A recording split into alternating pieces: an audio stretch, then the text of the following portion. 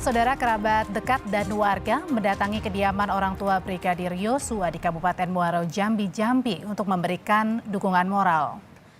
Sejumlah kerabat dan warga datang ke rumah keluarga Yosua di Unit 1 Kecamatan Sungai Bahar, Kabupaten Muaro Jambi, memberi semangat dan dukungan agar tabah menghadapi musibah. Selain itu, di tempat yang sama digelar juga acara doa bersama. Terkait kasus tewasnya Brigadir Yosua, kerabat menyerahkan pengusutan kasus ini pada polisi.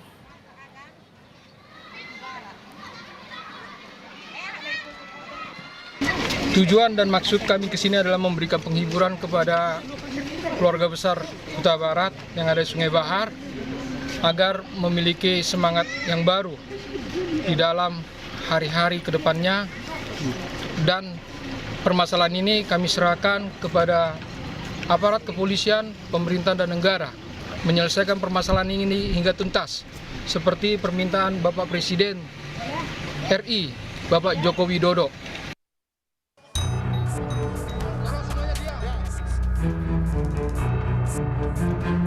Saya sangat mengapresiasi.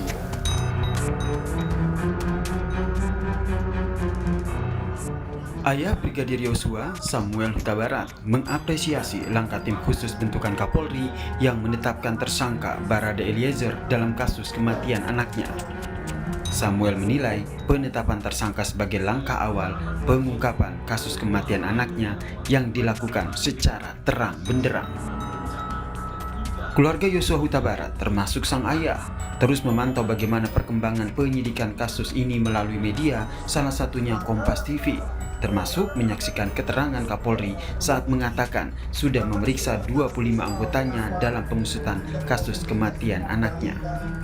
Terlebih, ada pasal persekongkolan yang dijeratkan pada Eliezer yang membuka peluang adanya tersangka lain dalam kasus ini. Samuel Huta Barat melihat ini adalah bentuk keseriusan Polri untuk menguak secara lengkap kasus kematian anaknya.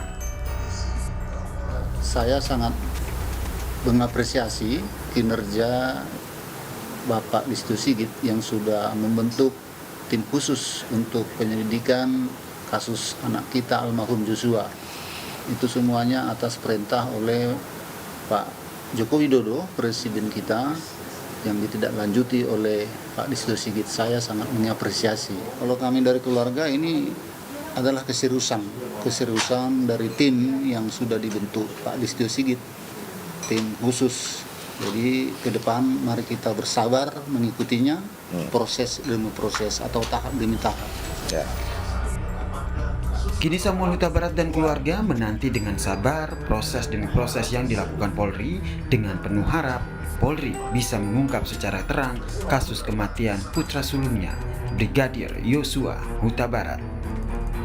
Dian Siditonga, Andini, Kompas TV, Jakarta.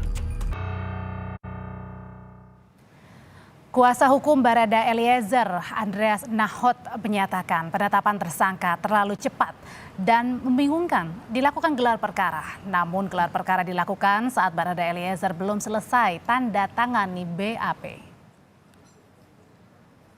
Di tanggal 3, sebagaimana kita sudah ketahui bersama bahwa tanggal 3 itu sudah diumumkan ya oleh Pak Dir waktu itu, Dir Tipidum, bahwa klien kami dinyatakan sebagai tersangka. Itu sekitar jam 10 lewat lah. Kemudian ada satu hal yang sangat kami sayangkan, sebenarnya kami sangat mengharapkan semua prosedur ya sesuai dalam KUHP itu dijalankan. Nah, cuman ternyata sebagaimana kemarin saya yang mendampingi langsung, itu pemeriksaan klien kami sebagai saksi baru selesai di tanggal 4 ya, tepatnya jam 1:02. Ya. Jadi kami mempertanyakan bagaimana seseorang ya yang belum selesai diperiksa sebagai saksi ya, belum selesai diperiksa sebagai saksi tapi sudah dinyatakan sebagai tersangka. Pakar Hukum Pidana Universitas Katolik Parahyangan Bandung, Neva Claudia Meliala, menyoroti soal pasal yang diterapkan penyidik untuk Barada Eliezer. Neva bilang harusnya ada pelaku lain yang ditetapkan bersamaan jika menggunakan jungto pasal 55 dan atau 56 KUHP. Konsekuensi dari penggunaan pasal 55 adalah harus ada pelaku lain yang juga dijerat. Nah, yang menarik memang ini baru ada satu tersangka nih, harusnya diikuti juga dengan penetapan tersangka pihak lain atau bahkan beberapa mengatakan harusnya bersamaan. Jadi kalau dia pelaku penyerta harusnya ada pelakunya juga yang lain gitu ya. Nah, kemudian pasal 56 juga kurang lebih konsekuensinya sama sih karena konsepnya pembantuan. Kalau dia adalah pembantu kejahatan berarti ada pelaku lain gitu yang dibantu. Nah, itu yang harus diungkap secara clear. Polisi menetapkan Barada Eliezer sebagai tersangka pembunuhan Brigadir Yosua Huta Barat. Eliezer dikenakan pasal 338 Jungto 55 Jungto 56 KUHP. Namun Kabareskrim Komjen Agus Andrianto bilang tidak mengenakan pasal pembunuhan berencana pada Barada Eliezer karena masih mengembangkan penyidikan. Lebih lengkap soal pemeriksaan 25 polisi untuk mengungkap kasus dugaan pembunuhan Brigadir Yosua, kita tanyakan kepada jurnalis Kompas TV Alvania Rizky di Bareskrim Polri. Alva, setelah kemarin Verdi Sambo sudah diperiksa, infonya siapa lagi polisi yang diperiksa terkait dengan kasus pembunuhan Brigadir Yosua?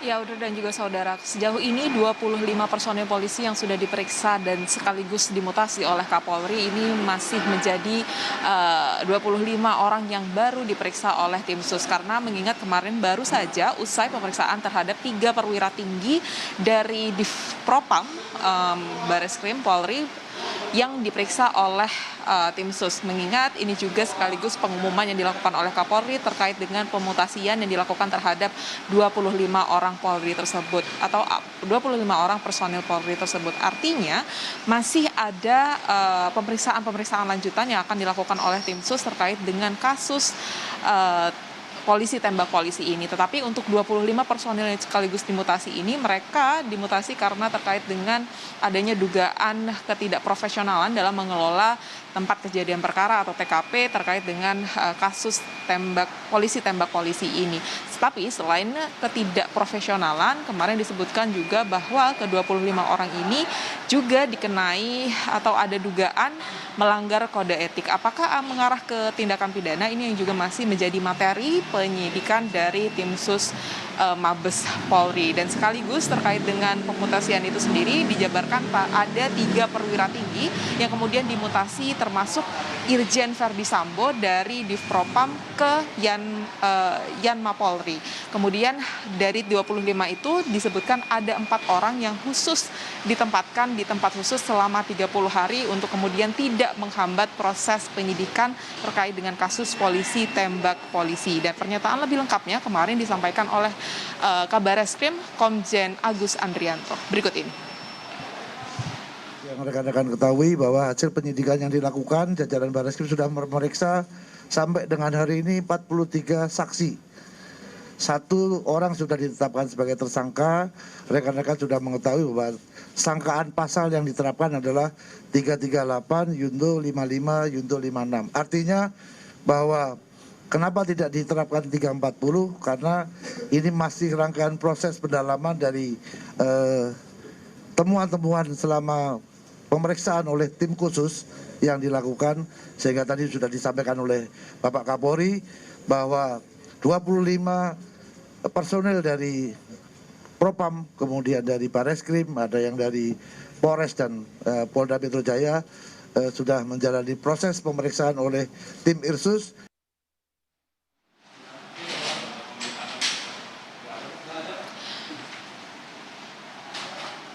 Penetapan tersangka Barada Eliezer oleh tim sus Polri ini menjadi sorotan tersendiri bagi publik karena pasal yang dikenakan adalah pasal 338 Jungto 55 pasal 55 dan juga pasal 56. Artinya di situ tidak hanya Barada Eliezer sendiri yang kemudian menjadi pelaku dari kasus polisi tembak polisi ini, tetapi ada kemungkinan tersangka lain yang kemudian yang juga ditetapkan nantinya akan menjadi tersangka, mengingat ini merupakan kejahatan bersama yang dilakukan bersama-sama. Apakah kemudian ada pasal lain yang dikenakan? Yang paling disoroti publik adalah pasal 340 terkait dengan pembunuhan berencana. Tetapi hal ini menjadi materi, lagi-lagi materi penyidikan dari tim sus, karena kembali lagi bahwa bukti-bukti yang dikumpulkan oleh tim sus ini masih harus lebih banyak lagi. Kemarin sudah dilakukan uji balistik, pemeriksaan CCTV yang kemudian sebelumnya dikatakan hilang, saat ini sedang didalami oleh tim sus Polri dan juga keterangan dari saksi-saksi yang saat ini sudah 43 saksi yang sudah diperiksa dan ada kemungkinan saksi-saksi lain yang akan diperiksa oleh tim sus Polri untuk menemui titik terang dari kasus polisi tembak polisi ini. Audrey. Jurnalis Kompas TV Alvania Rizky dari Barreskrim Polri melaporkan.